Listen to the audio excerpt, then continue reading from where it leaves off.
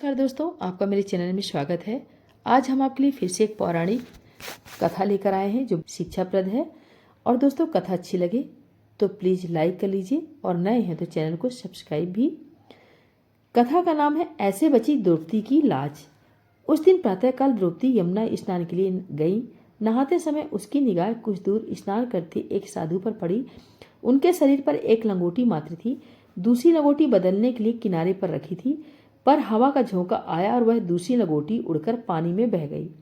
दुर्भाग्य से भीगी लंगोटी भी पुरानी होने के कारण उसी समय फट गई। लज्जा ढकने में भी अड़चन खड़ी हो गई।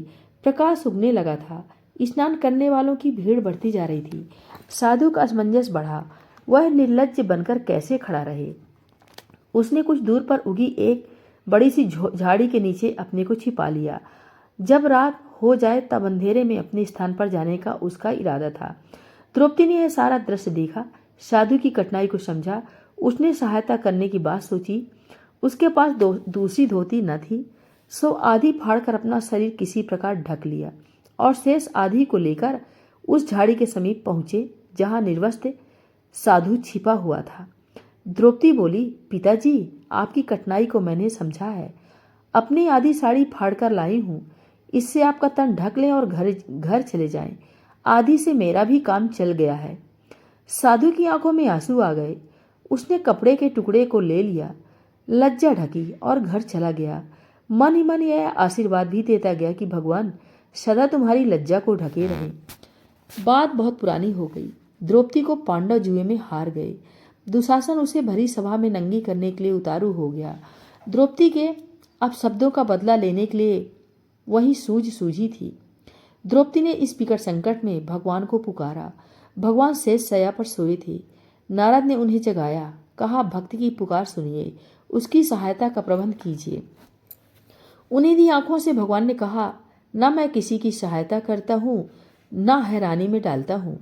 सभी अपने अपने कर्मों का फल भोगते हैं। द्रौपदी का कोई पिछला पुण्य हो तो पता लगाओ, उसके पुण्य होंगे तो बदला मिल जाएगा। नारद ने हिसाब बड़ी जांची। विदित हुआ कि द्रौपदी ने किसी साधु को अपनी आधी साड़ी फाड़कर दान दी थी। वह टुकड़ा ब्याज समेत बढ़ते बढ़ते गट्ठे जितना हो गया है।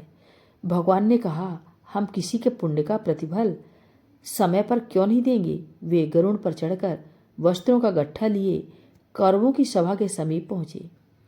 दुशासन वस्त्र खींचता गया। भगवान ऊपर से उसकी पूर्ति करते गए। खींचने वाला थक गया, वस्त्र बढ़ता रहा। द्रौपदी की लाज बच गई। उसे आधी साड़ी के बदले हजारों गज का कपड़ा मिल गया। यदि मनुष्य का स्वयं का कुछ किया ना हो तो स्वयं विधाता भी इसकी सहायता नहीं कर सकते। नमस्कार दोस्तों, कहानी अच्छी लगी हो प्लीज़ लाइक सब्सक्राइब जरूर करें। ऐसे ही मनोरंजक कहानियाँ सुनने के लिए मेरे चैनल पर आप बने रहें।